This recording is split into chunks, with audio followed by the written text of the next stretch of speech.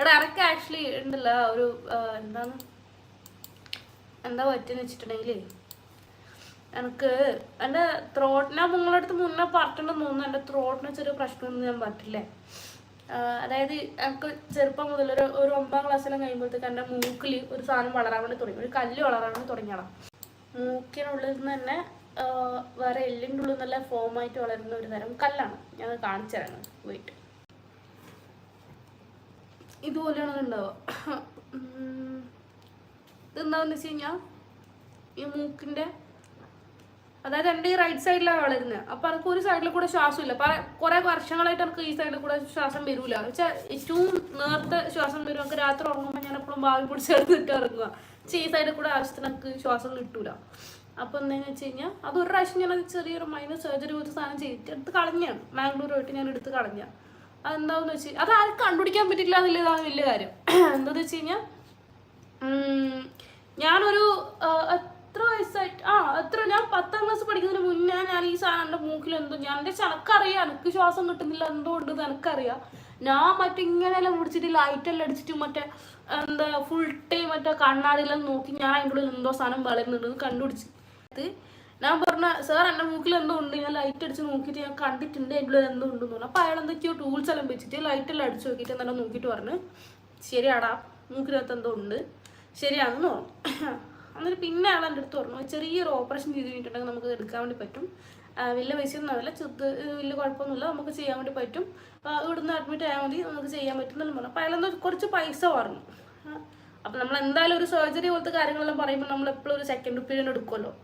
So അന്നേരം നമ്മൾ എന്ത് ചെയ്തു വെച്ച് കഴിഞ്ഞാൽ മാംഗ്ലൂർ പോയി. മാംഗ്ലൂർ നമ്മളെ വീട്ടിൽ നിന്ന്, അതായത് കാഞ്ഞങ്ങാട് മാംഗ്ലൂരേക്ക് വലിയ ദൂരമൊന്നുമില്ല. പിന്നെ പൊതുവേ മാംഗ്ലൂർ എന്ന് പറയുന്നത് നിങ്ങൾക്ക് അറിയുമായിരിക്കും, അത്യാവശ്യം എന്താ പറയുക എല്ലാ മെഡിക്കൽ സാധനങ്ങളും ഉള്ള, നമുക്ക് ഏറ്റവും അടുത്ത് നിയറസ്റ്റ് ആയിട്ട് അവൈലബിൾ ആയിട്ടുള്ള എല്ലാത്തിൻ്റെയും ഒരു എന്താ പറയുക ഹബ്ബാണ്, അങ്ങനത്തെ പറയുക. അത്രയും ഫുള്ള് മെഡിക്കൽ ഫീൽഡാണ് മാംഗ്ലൂർ. ആൾക്കാർ പഠിക്കുന്നതായിക്കോട്ടെ, മെഡിക്കൽ കോളേജസ് ആയിക്കോട്ടെ, എല്ലാം നമുക്ക് അവിടെ അവൈലബിൾ ആയിരിക്കും. സോ നമ്മൾ അവിടെ പോകാൻ തീരുമാനിച്ചു. പോയി കാണിച്ചു. ഒരു ചെറിയ ക്ലിനിക്കായിരുന്നു, അവിടെ പോയി അവിടെ കാണിച്ചു. ഈ നിത്യാനന്ദ ബാബു പറഞ്ഞ് നല്ലോണം പേടിപ്പിച്ചു. എനിക്ക് ഭയങ്കര പേടിയായിപ്പോയി ഒരു പറഞ്ഞു കേട്ടിട്ട്. അപ്പം ഞാൻ എന്താണെന്ന് വെച്ച് കഴിഞ്ഞാൽ അതെല്ലാം കഴിഞ്ഞാൽ ആടെ പോയിട്ട് ആടില്ല ഡോക്ടർ, ഒരു കന്നഡ പുള്ളിയായിരുന്നു. ആ പുള്ളി എന്തൊക്കെയോ എൻ്റെ അടുത്ത് പറഞ്ഞു. അയാൾ പറഞ്ഞു എനക്ക്, ഞാൻ പറഞ്ഞു അയാൾക്ക് തിരിഞ്ഞിട്ടൊന്നുമില്ല, പക്ഷെ മൂക്കിൽ കല്ലുണ്ടെന്ന് പറഞ്ഞു. അയാൾ അന്ന് തന്നെ എനിക്ക് റെഡിയാക്കി തന്നെ. അതായത് നമ്മളിവിടെ നാട്ടിൽ നമ്മൾ ചമ്മട്ടം വരൊന്നും മൂക്കിനുള്ളിൽ തരിപ്പിക്കുന്ന സംവിധാനം അന്നേരം ഉണ്ടായില്ല. എന്ന് വെച്ചാൽ അതിന് തരിപ്പിക്കാൻ വലിയ സൂചി കാര്യങ്ങളൊന്നും വേണ്ട. ജസ്റ്റ് ഒരു നമ്മൾ ഹിറ്റ് കിടക്കുക കഴിക്കുന്ന ഹിറ്റില്ലേ, അതുപോലത്തെ ഒരു ഹിറ്റ് പോലത്തെ ഒരു ചെറിയ സ്പ്രേ ഉണ്ട്, അത് മൂക്കിന് ഇവിടെ വരെ അറ്റാടിക്കും. അത് പറഞ്ഞു. എൻ്റെ ടോൺസിൽ തോന്നുന്ന സാധനം നിങ്ങൾക്ക് അറിയില്ലേ, അത് ഞാൻ കാണിച്ചു തരാം. അതായത് ഈ ഇത് ഉണ്ടാവില്ല. സാധാരണ ഏറ്റ ഉണ്ടാകുന്നത് എന്ന് പറഞ്ഞു കഴിഞ്ഞാൽ ഏകദേശം ഇതുപോലത്തെ ആയിരിക്കും. ഇതിനകത്ത് ഈ പീസ് ഉണ്ട്, ഈ രണ്ട് സാധനം ഇങ്ങനെ ഉണ്ടാവില്ല, ജസ്റ്റ് ഒരു റാ പോലെ ഉണ്ടാവുള്ളൂ. നടുക്ക് ഈ മട്ടമ്മാണി കൂട്ടുന്ന പോലത്തെ ഈ സാധനം ഉണ്ടാവുള്ളൂ. ഈ രണ്ട് സാധനമാണ് ടോൺസിൽ എന്ന് പറയുന്നത്. ഈ സാധനം വീർത്തേണ്ടതാ ഇവിടം വരെയായി, ഇതിങ്ങനെയായി. ഈ ഫോട്ടോയിലെല്ലാം കാണുന്ന പോലത്തെ അവസ്ഥയായി. കാണിച്ചാൽ ഇവിടെ ഇത്ര ആയിട്ടില്ല, ഇത് കുറച്ചും കൂടെ കഴിഞ്ഞ് ഇപ്പം അങ്ങനെ ആവും. അങ്ങനെ ആവാറായിട്ടാണ് ഉള്ളത്. അത്ര ആയിക്കഴിഞ്ഞാൽ പിന്നെ തീർന്നിരിക്കും. ഫുഡും കഴിക്കാൻ പറ്റില്ല, ഒന്നും കഴിക്കാൻ പറ്റില്ല. ഇതണ്ട ഇതുപോലെ ഉള്ളത് ഇപ്പം ഏകദേശം ഇതുപോലെ ഉണ്ട്. അപ്പം ഈ സാധനം ഇത്രയും വീർത്തതിന് ശേഷം, ഇത്രയും സാധനം കൂടി ഇല്ലാത്ത സമയത്ത് നമുക്ക് വെള്ളം കുടിക്കാനും ഫുഡ് കഴിക്കാനും ഇത്രയും സ്പേസ് ഉണ്ട്. ഈ സാധനം നമ്മൾ വായിൽ കൂടെ ഇറങ്ങിപ്പോവും. നമുക്ക് അങ്ങനെ ഇറങ്ങി പോകാൻ വേണ്ടി സ്പേസ് ഇല്ല അവിടെ. എന്താ വെച്ചാൽ ഇത് വന്ന് മൂടിയിട്ടല്ല രണ്ട് സൈഡിലും. അതുകൊണ്ട് എനിക്ക് ഭയങ്കര വേദന. പിന്നെ ഈ മൂക്കിലുള്ള കല്ല്, നമ്മളീ മൂക്കും നാവലെന്ന് പറഞ്ഞാൽ അടുത്തടുത്തുള്ള സാധനങ്ങളാണല്ലോ. മൂക്കിൽ ഈ കല്ല് വളരുന്നത്, എനിക്കിപ്പോൾ ആ കല്ല് വീണ്ടും വളരുന്നുണ്ട്. നേരത്തെ പറഞ്ഞ ആ കല്ല് വീണ്ടും വളരുന്നുണ്ട്. അപ്പോൾ ആ കല്ല് വളർന്ന് എന്താണെന്ന് വെച്ച് കഴിഞ്ഞാൽ ത്രോട്ടിലേക്ക് കൂടെ പുറത്തേക്ക് വരും. അതാണ് നിൽക്കാൻ സ്ഥലമില്ലാണ്ട് നിൽക്കുമ്പോൾ പുറത്തേക്ക് വരുന്നതെന്ന് തോന്നുന്നു, എനിക്കറിയില്ല. അങ്ങനെയൊക്കെ തോന്നും. വളർന്നിട്ട് അവിടെ സ്ഥലമില്ലാണ്ട് നിൽക്കുമ്പോൾ അത് പൊടിഞ്ഞിട്ടോ എങ്ങനെയോ അത് വായിൽ ബ്ലീഡിങ് വരാൻ തുടങ്ങും. അത് വരുമ്പം ഇല്ല എല്ലാം പോവും, ടെൻഷനായിട്ടേ ഇല്ല.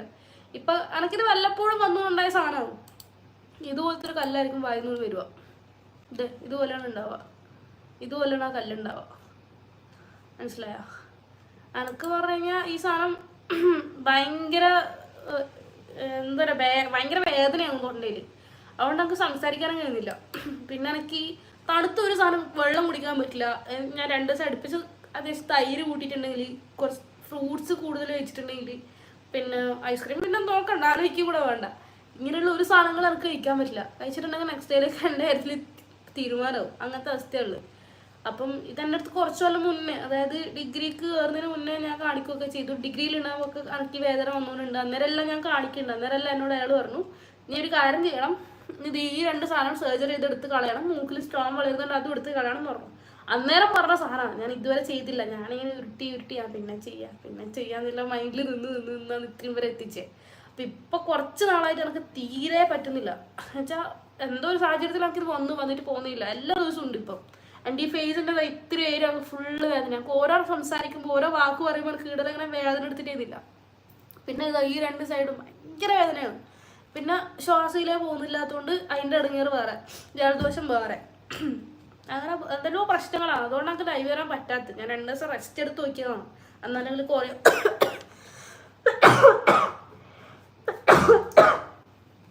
പക്ഷെ നടക്കുന്നില്ല. അപ്പം ജസ്റ്റ് പ്ലാനിങ് ഞാൻ പോയിട്ട് സ്കാനിങ് എടുക്കണം. സ്കാനിങ് എടുത്തിട്ട് അതിൻ്റെ റിപ്പോർട്ടും കൊണ്ട് ഒന്നുകിൽ ഞാൻ ഇവിടുന്ന് കൊച്ചിയിൽ ചെയ്യും, ഇല്ലെങ്കിൽ മാംഗ്ലൂർ പോയിട്ട് ചെയ്യും. അപ്പോൾ അതിനുള്ള ഫണ്ടെല്ലാം റെഡിയാക്കണം. റെഡിയാക്കിയിട്ട് അത് ചെയ്ത് കഴിഞ്ഞിട്ട് പിന്നെ ഞാൻ പിന്നെ ഞാൻ ഫുൾ ടൈം ഞാൻ അവൈലബിൾ ആയിരിക്കും. ഒരു പ്രശ്നം എത്ര സ്തോത്രം എന്ന് പറഞ്ഞ അവസ്ഥയിലേക്ക് പോയത് ഞാൻ. ഇങ്ങനെ ബ്ലീഡിങ് വരുന്നതാകുമ്പോൾ നമുക്ക് വല്ലാണ്ട് ടേസ്റ്റ് ആവുന്നു. പിന്നെ എനിക്ക് വേറൊരു സൂക്കേട് പറഞ്ഞു കഴിഞ്ഞാൽ ഞാനിങ്ങനെ ചെറിയ സിംറ്റംസ് വരുമ്പോഴത്തേക്കും ഞാൻ കയറി ഗൂഗിൾ ചെയ്യണം. ഇപ്പം ഞാൻ നിങ്ങൾക്ക് കാണിച്ചതില്ലേ, ഈ സാധനം ഞാൻ 100 പ്രാവശ്യം കണ്ടാണ്. ഞാൻ ഇടയ്ക്കിടയ്ക്ക് എടുത്തിട്ട് നോക്കും. അന്നേരം അടുത്ത് വായിച്ചിട്ട് പിന്നെ ഞാൻ യൂട്യൂബിൽ പോയിട്ട് ഞാൻ ഇതെങ്ങനെയാണ് സർജറി ചെയ്യുന്നതിലുള്ള സാധനങ്ങളെ വീഡിയോയിലിരുന്ന് കാണും. അന്നാൾക്ക് രണ്ടെല്ലാം പോവും. പിന്നെ ഞാൻ ഏകാന്തതയുടെ അപാര ആ സ്ഥലത്തേക്ക് എത്തും ഞാൻ. പിന്നെ ഞാൻ തീർന്നിനി. അങ്ങനത്തെ അവസ്ഥയാണ് എൻ്റെ. ഫണ്ട് എത്ര ആവുന്നു ഇടക്ക് എടാ ഞാൻ എൻ്റെ മൈൻഡ് എന്താണെടാ ഫണ്ട് എത്ര ആവും for surgery. I really don't know that's what I am talking about bro. എനിക്ക് പോയിട്ട് കൺസൾട്ടേഷൻ എടുത്തിട്ട് ഏതാണ്